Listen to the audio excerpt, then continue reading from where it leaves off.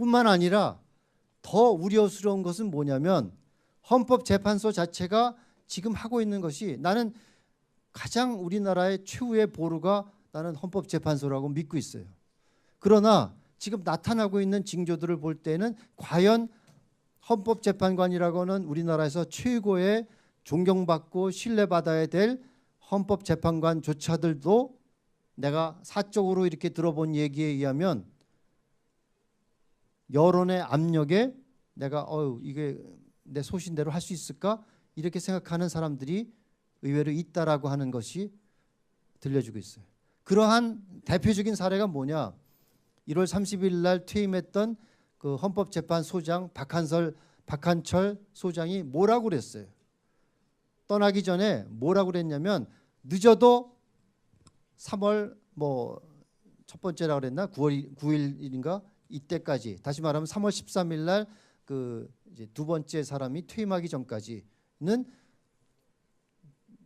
선고가 끝나야 된다 하는 얘기를 했어요. 다시 말하면 재판 결과를 신속하게 처리해야 된다 하는 얘기를 했어요. 그 이유가 뭐예요? 9명이었던 자기가 하니까 8명이고 7명이 되면 뭐예요? 확률적으로나 또 자기네들끼리 자기가 생각해 볼 때 적어도 2~3명의 이것을 반대하는 사람들이 있다라고 아마 주장했던 것 같아요. 그러니까 점점 더 이 시스템상으로 보면 이게 2명이 빠지면 판결에 불리하겠다. 이런 계산이 깔려 있는 것이 신속하게 처리해야 된다라는 것의 주장이에요. 그건 다 나와 있는 사실이에요. 그런데 이게 뭐가 큰 문제냐? 이건 내 생각이기도 하고 김평호 변호사의 법률적인 주장이기도 해요. 그거는 헌법재판소장이 걱정할 일이 아니에요. 다시 말해서 헌법재판소장이 결혼이 되면 대통령 권한대행이 하든지 그게 지금 문제가 된다면 그것이 결혼되고 그 다음에 그러면 이정미 재판관이 3월 13일 날 돼야 되면 그것은 국회가 하게 돼 있는 거예요. 근데 지금 국회는 임명을 해야 될 거냐 말 거냐 지금 서로 엇갈리는 얘기들을 하지만 그거는 밖에서 헌법재판관 또 퇴임하는 헌법재판소장이라고 한다면 뭘 얘기를 해야 돼요? 국회와 대통령이 헌법재판소의 기능을 잘할 수 있도록 빨리 당신들이 해야 될 임명 절차를 해 주십시오 했다면 문제가 없어요. 그런데 그런 것에 대해서 촉구하는 것이 아니라 이렇게 되니까 한다라는 것은 자기가 생각하고 있는 판결을 얻어내기 위한 어떤 공학적인 계산을 하고 있다. 이거 하나만으로도 공정성이라는 것에 대해서 훼손하고 있어요. 자기는 신속하게 해야 국정이 안정되고 한다고 그러는데 여러분 헌법재판소의 판결이 어떻게 나든지 간에 찬성하는 반대하는 사람 이것에 대해서는 계속 논란이 심할 것이고 불만이 있을 거예요. 그걸 없앨 수 있는 판단은 없어요. 그렇기 때문에 재판을 하는 건데 재판의 기능이라는 건 뭐예요? 해가지고 저 사람을 생각을 바꾸도록 만드는 것이 재판이 아니에요. 이렇게 첨예하게 갈등이 있을 때 재판을 통해서 하려고 하는 것은 생각을 바꾸는 것이 아니라 어떻게 하면 다 승복해서 이것이 더 싸움으로 가지 않고 재판에서 그랬으니까 할 수 없다. 받아들이게 하는 이 갈등 관리의 기능을 한다면 그것의 첫째적인 것의 생명은 뭐냐면 재판이 공정하게 됐다라는 것에 대해서 양쪽이 적어도 나와 생각이 다르게 판결이 났다 하더라도 이 재판은 정당했고 공정했다 하는 말을 들어야 되는 거예요. 그런 면에서 재판소장은 뭐를 해야 되느냐? 우리는 공정한 재판을 하는데 목숨을 걸어야 되겠다. 거기에 대해서 우리는 할 수 있고 그리고 그러기 위해서는 결혼된 재판관들을 빨리빨리 임명해서 해달라 하고 하는 얘기를 했어야 되는데 그런 얘기를 하지 않은 것은 벌써 이 헌법재판관이라든가 사법기능 마지막 우리의 희망이라고 할 수 있는 사법기관조차도 지금 여론에 휘둘리고 있다면 이거야말로 외국 사람들이 지켜볼 때 이게 왜 법치에 의해서 이렇게 됐을까 하는 거예요. 내가 외국 생활하면서 많이 듣는 얘기가 뭐냐면 Do not take the law in your hands. 법을 네 마음대로 해석하고 네 마음대로 갖고 놀아서는 안 되는 거예요. 다시 말하면 이럴 때는 갖다 법을 쓰고 이럴 때는 갖다 안 쓰고, 우리말에 그런 게 있죠. 내가 하면 로맨스고 남이 하면 불륜이다. 이게 바로 객관적이지 않은 법을 내 마음대로 필요할 땐 갖다 쓰고 불리할 때는 안 쓰고 하는 그러한 불공정한 사회의 어떤 그 면을 얘기하는 것이고, 아까 말한 것처럼 우리나라에는 육법전서 이 위에 때법, 국민정서법이라는 법전에는 없는 그것이 있다라는 말이 횡행되고 있어요. 이게 바로 우리 사회가 아직도 선진화되지 못하고 또 그러한 것이 계속됐을 때 우리 사회가 갈등을 계속 갈 것이고 우리 사회에 대한 불신이 더욱 깊어지는 것이라고 한다면은 우리가 이런 것에 대해서 왜 절차적인 정당성을 못 지키는가?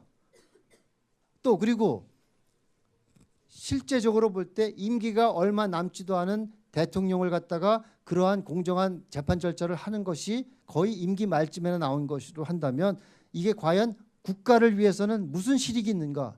그렇다고 해서 대통령이 위법 사항이 있다고 그런 것을 묻어둘 리도 없고 다 퇴임하면 그것은 다 자동적으로 재판을 지금 받을 것이고 받을 거예요.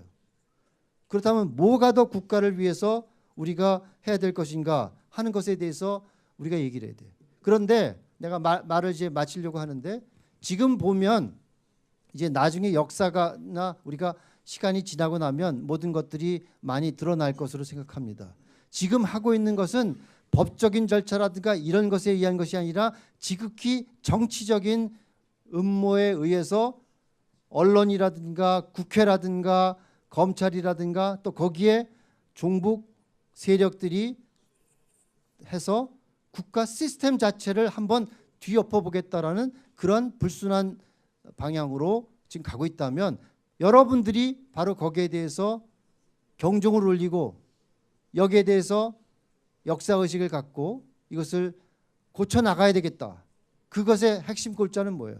무엇이 진실이고 무엇이 틀린 주장을 하는 것인지는 적어도 여러분이 알려고 하는 노력을 해야지 신문에 나니까 그랬대더라 하는 식의 것을 하는 것은 지극히 나라를 위해서나 여러분을 위해서도 맞지 않는 거예요. 또 아무리 내가 뜨거운 마음이 있고 분노가 일어난다 한다 하더라도 그것은 법에 의해서 할 때 우리 사회가 건전하게 문제와 갈등을 해결해 나갈 수 있는 것이다 하는 것을 얘기해야 될 거예요. 그런 것을 볼 때 내가 더 이상 뭐 긴 얘기를 하기에는 시간상 그렇지만 마지막으로 우리 학교가 이런 그 역사의식이라든가 또 근현대사의 대한민국의 이념 정체성에 대해서 우리가 여러분한테 자주 얘기를 하고 그런 기회를 갖는데 그것은 뭐예요? 요즘에 보면은 이념 이런 얘기하고 국가 정체성 얘기하면 고리타분한 그 과거 유신 독재 시절의 얘기를 하는 것이냐 하면서 얘기하는 사람들이 많아요.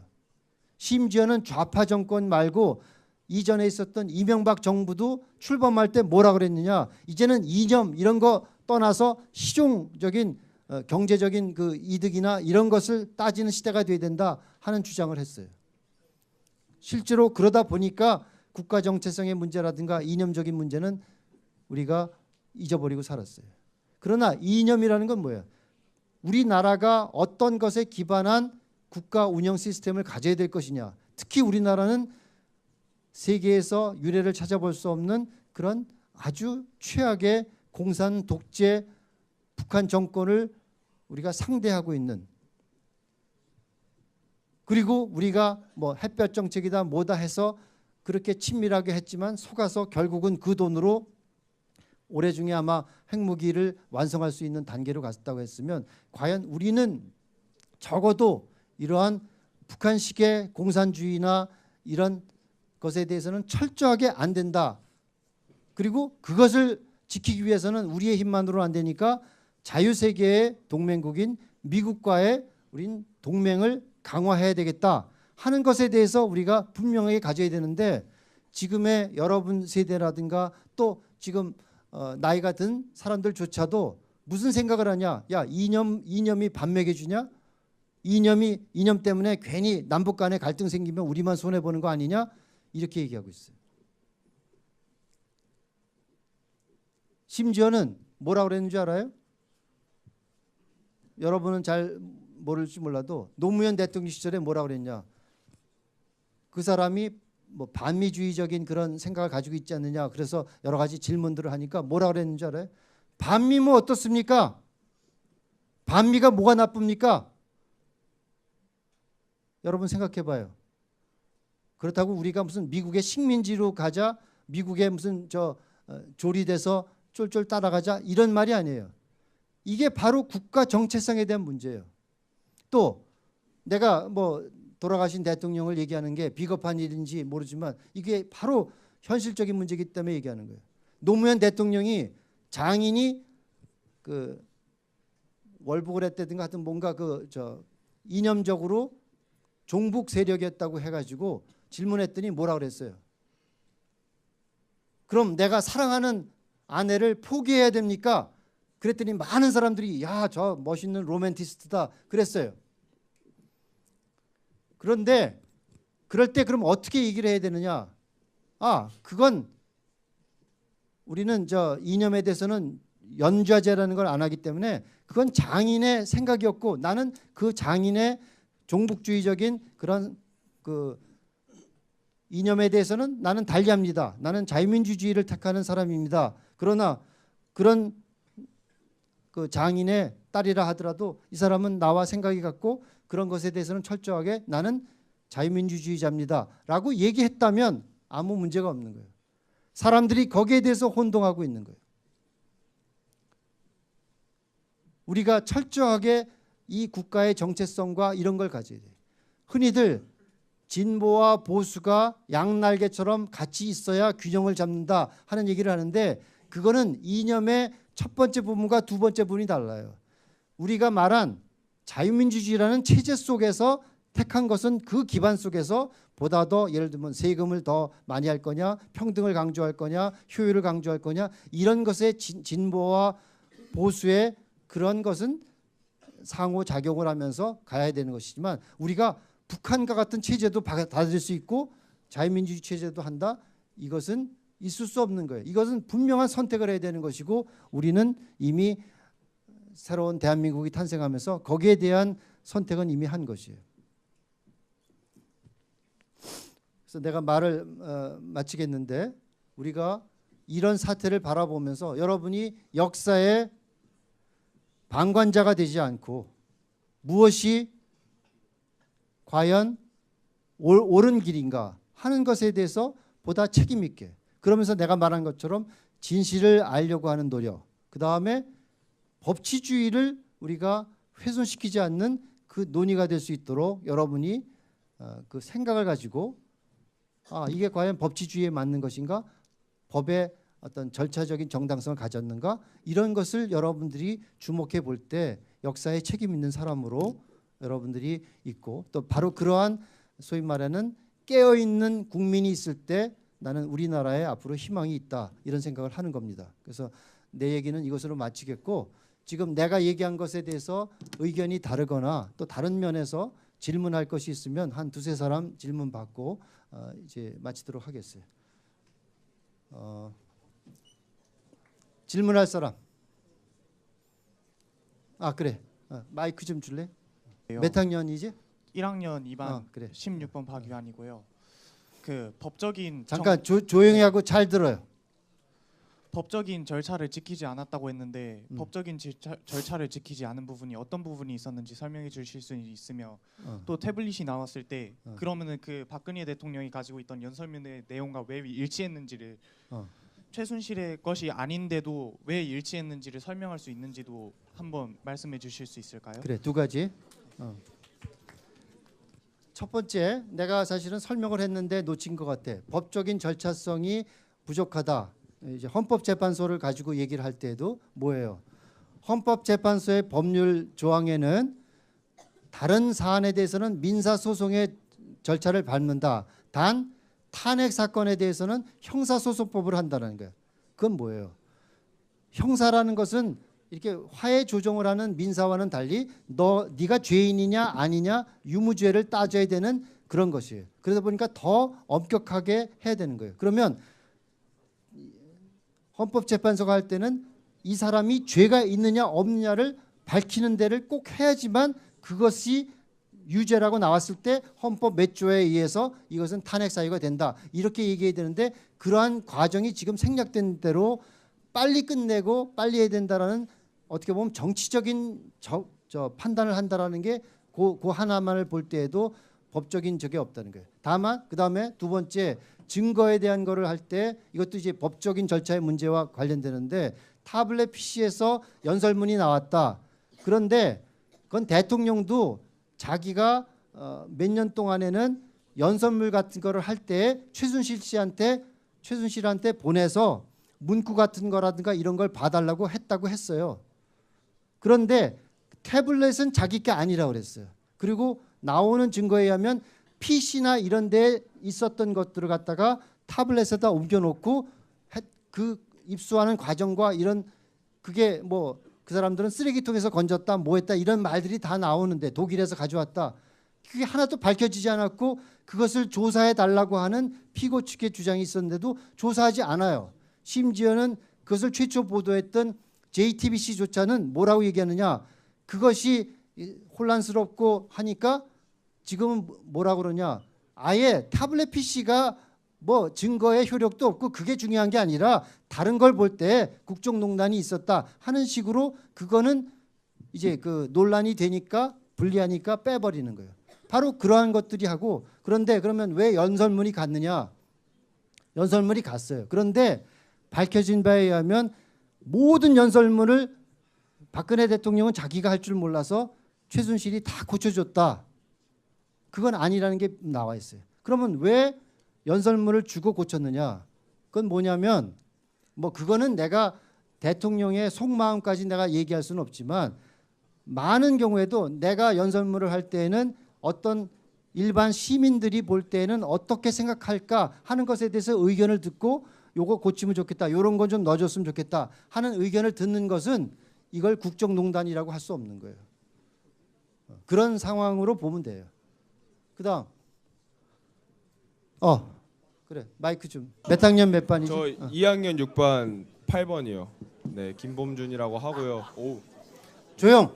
네, 일단 아까 전에 북한에는 배울 게 없다는 말씀을 하셨는데 뭐라고? 그러니까 북한에 아까 전에 북한에 배워야 할 게 없다라고 말씀을 하셨는데 그 무슨 말이지? 아까 전에 북한을 배워야 될 게 없다? 아까 그 노무현 대통령 그러니까 장인어른께서 장인이 네, 그 월북을 했는데 월북한 사람이 여기서 네, 공산주의자가 아니냐라는 공격을 받으니까 그런 말을 했다 이거지. 네, 그런 말을 하셨잖아요. 근데 제 생각은 그러니까 제가 질문은요. 그러니까 북한이 지금 물론 좋은 체제는 없고 배울 점은 없지만 만약 배울 점이 있다면 어느 나라든 간에 관련하지 않고 그런 뭐 공산주의든 뭐든 간에 좋은 것을 배워오는 게 맞지 않을까요? 어떤 거에 좋은 점이지? 그러니까 어떤 좋은 점이 있을 거 아니에요. 배울 점이 있다면 그것을 다 배우는 게 올바른 게 아닐까. 네. 그래. 아닐까라는 일반적으로 그 말이 맞는데 좋고 나쁘고를 우리가 구별할 줄 알아야 되겠죠. 북한에 예를 들어서 나도 뭐 내가 태어난 곳은 이제 서울이지만 나도 저 고향이 북한이에요. 북한의 뭐 그런 정서나 또 북한 사람을 우리가 미워하자가 아니에요. 북한의 정권이 가지고 있는 통치 시스템은 국민의 자유를 제한하고 인권을 제한하는 그것이 없어져야 된다는 것이지 북한의 전체를 다 우리가 뭐 나쁜 것으로 보자 이런 뜻이 아니에요. 그러니까 그 말에 대해서는 좀 구별해 들었으면 좋겠어. 또 잠깐만 조금만 더 한 5분 내로 끝날 테니까 다시 집중해서 들어요.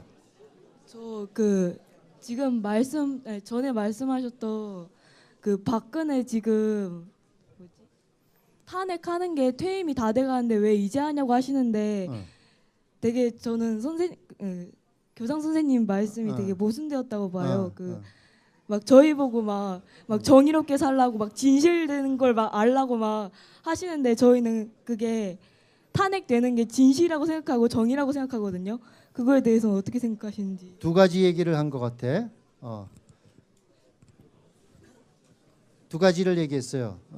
잠깐만 내 얘기 들을 수 있어? 다 주목해 봐라. 지금 굉장히 여러분의 생각과 많이 공유할 것 같아, 그지? 이 학생의 주장처럼 두 가지를 얘기했는데 공유하지 않아? 많은 학생들은 두 가지 얘기를 했어요. 뭐냐면 정의롭게 살라고 하면서 근데 뭐라 그랬지? 임기 말인데 이것을 하는 것이 임기 말이니까 정의를 좀 지키지 말자라는 얘기처럼 들렸다 이런 거죠. 그죠? 임기 말에 탄핵하는 것이 과연 적정하냐 이런 말을 했다는 거죠. 그지? 내가 그렇게 얘기했어. 그렇지? 그렇다면 정의를 위해서는 임기가 한 달 남아도 탄핵할 건 해야 되는 거 아니냐 이 얘기를 하는 거죠.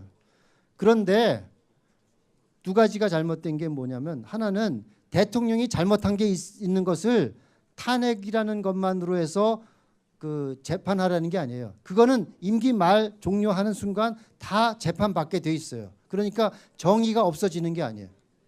그렇다면 왜 대통령은 임기 중에는 아주 중대한 뭐 내란과 외환의 죄가 아니면 기소되지 않는다라는 것은 기소를 없앤다는 얘기가 아니에요.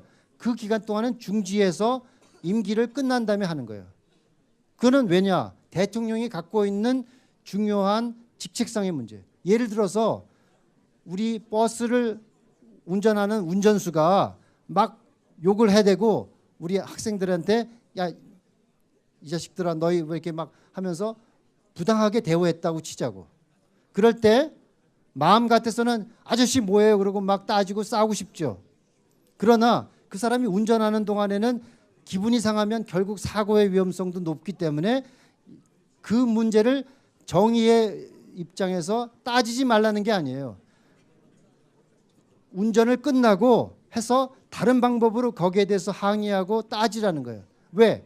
그게 바로 우리 전체의 이익이 되기 때문이지 정의를 훼손하거나 방관하자는 얘기가 아니에요. 그리고 탄핵이라는 거는 뭐예요? 아까 말했듯이 상당히 오랜 기간 걸리기 때문에 적어도 재판도 하는 과정이 6개월 내지 1년이 걸린다면 지금 1년밖에 남지 않은 동안에 해서 탄핵을 하고 한다면 탄핵을 하는 것도 헌법재판소상 6개월은 걸리게 돼 있어요. 그죠? 6개월까지 하게. 그러면 6개월 하면 한 4, 5개월이 남은 대통령을 가지고 그 당시에 그러면 2개월 후에 대통령 선거를 한다면 12월 달에 할 거를 10월 달에 하는 건데 그 과정에서 생기는 혼란성을 볼 때에 헌법의 정신처럼 대통령에 대해서는 기소나 이런 것을 유예시키자는 것이지 정의를 후퇴시키자는 말이 아니라는 거예요. 마지막으로 한 사람 더. 그래. 안녕하세요. 그래. 2학년 몇 학년? 1반 18번 박대현입니다.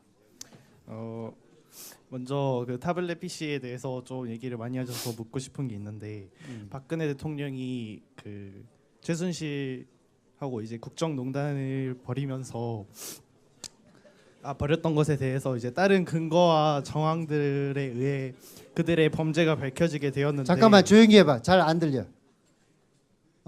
그들의 범죄가 밝혀지게 되었는데 굳이 타블렛 PC에 그렇게 주목을 해야 하는지가 의문이고요. 그다음에 아까 전에 얘기하셨던 그 중국의 그 44번 버스 그 버스 기사분이 승객들을 자신을 도와주지 않았던 승객들을 같이 죽음으로 몰고 간 것에 대해서 어떻게 생각하시는지 궁금합니다. 그래. 내가 시간 관계상 그 버스 얘기부터 하면 바로 그거는 내가 그 말을 정당화한 게 아니에요. 그런 식으로 자기가 재판하고 보복하는 거는 잘못된 거라는 얘기를 하고 싶어서 사실 법치 제대로 된 거라면 뭐예요? 경찰에 신고해서 그 사람들을 법정에 세우는 것이 정의를 만드는 것이지 정의를 자기가 그 사람들을 사용을 해서 나를 갖다 한다는 것도 물론 심정적으로는 얼마나 가슴이 아팠고 억울했으면 그랬을까라고 생각할 수는 있지만 그렇게 하면 안 된다는 거예요. 그러니까 그런 면에서는 오해할 수 없어야 되고 아까 조금 전에 말한 게 타블렛 PC가 뭐가 그렇게 중요하냐 이런 말이지. 근데 거기서부터 많은 그 국민의 분노가 생겼고 국정농단이라는 것에 그 발단이 되는 증거 자료로 나왔는데 그 증거가 유효한 것이냐 아니냐를 따지기 때문에 하는 거예요. 근데 그것이 밝혀지지 않았다는 것을 말하는 거예요. 그래 아까 여기 저 누구 몇 명 했지? 그래 얘기. 몇 학년이지? 1학년 3반이요. 제가 지금까지 시위를 11주 차를 나갔어요. 그래서 지금까지 촛불 시위에서 나왔던 주장들은 거의 다 알고 있는데 지금까지 교장 선생님이 좌파 진영에 대한 주장에 대한 반박만 하셨거든요. 그래. 그러면 우익에 대한 그런 반박도 듣고 싶고요. 우익에 대한 반박. 네, 지금 태극기 시위에서 나오는 잘못된 점. 네, 그러니까 그러면 자네가 생각하는 잘못된 점은 뭐라고 하는지 한번 얘기해 주면 내가 동의하는지 안 하는지 얘기해 볼게. 타블렛에 대해서도 그걸 지금 태극기 시위 쪽에서는 그걸 JTBC 쪽에서 다 조작을 했다고 하고 있고요. 그래서 고소까지 했지. 네. 근데 그것은 잘못된 거예요? 그게 옳습니까? 그건 따져봐야지. 따져봐야지. 그러면 그게 정확하게 맞는다라는 주장에 대해서는 지금 반박이 많아요. 그거 알고 있어? 네. 뉴스 그러니까 다 봅니다. 타블렛에 있었던 게 아니라 PC에 JTBC에 PC에 뜬 것을 갖다 옮겨 넣은 거예요. 네. 또 타블렛을 입수했다라는 것에 대해서 주장이 달라요. 그죠? 아닌가? 저 여러 신문사의 기사가 달라. 그런 점에서 저 중요한 증거 자료가 되는 것이 의심받고 있다 이런 얘기를 할 수 있어. 그 다음에 또 뭐 주장할 수 있는 비판을 한번 얘기해봐. 지금 교장 선생님이 학교 장이시잖아요. 그러면은 선생님으로서 정치적 중립적을 지켜야 되는데 선생님은 지금 거의 다 우익적으로 가고 계세요. 이거에 대해서 옳다고 생각하십니까? 자, 이거 중요한 얘기니까 여러분이 같이 들어요. 여러분이 이렇게 생각할까봐 내가 질문하라고 그러는 거예요. 내가 주장한 것을 두 가지로 요약하면 뭐냐면 무엇이 진실인지 팩트인지 여러분이 따져보고 판단하는 것을 하자라는 것이 첫 번째 주장이에요. 두 번째는 뭐예요? 이렇게 생각이 다르고 할 때 우리는 따라야 될 것은 국민 여론에 따라서 하는 여론 재판이 아니라 법치주의를 지키자고 하는 것이 내 주장이에요. 그죠? 그게 우익만의 주장인가? 그것을 하자는 것은 누구도 수용해야 되는 것인데 그것을 무슨 일부 이익을 위해서나 어느 파벌을 위해서 한다라고 하면 이건 절대적으로 잘못된 생각이라는 게 내 오늘 말하는 거의 핵심 중에 하나예요. 선생님이 이거 그 전에 이야기하실 때도 선생님이 사적에서 들어오셨는데 그걸 공적에서도 말하셨어요. 이게 옳은 겁니까?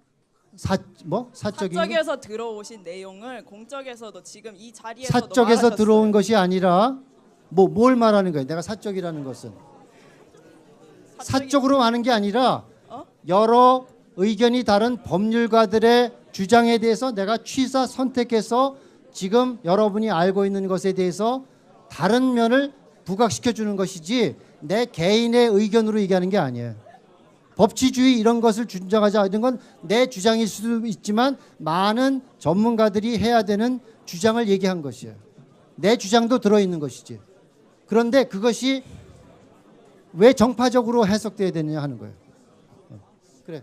또 아까 여기서 아까 우리 저 학생이나 나하고 디베이트를 하고 싶은 사람들은 언제든지 내가 방에서 뭐 1시간이도 좋고 2시간도 좋으니까 여러분들이 와서 얘기하기 줘요.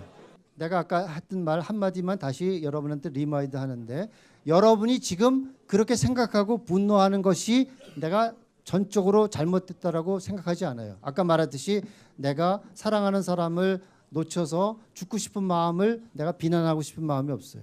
그러나 그 생각만이 다 맞을 거다라고 그렇게 고집하는 것에 대해서는 나와 같은 사람의 생각이 어떤 것인가 또 내가 주장하는 것은 과연 맞는 것인지 들어볼 줄 알고 그 다음에 여러분이 최종 판단하는 게 더 지혜로운 일이다. 이걸 내가 여러분한테 오늘 주고자 하는 것이니까 오늘 흡족하지 않은 것은 나한테 언제든지 찾아와서 토론해 주기를 바래.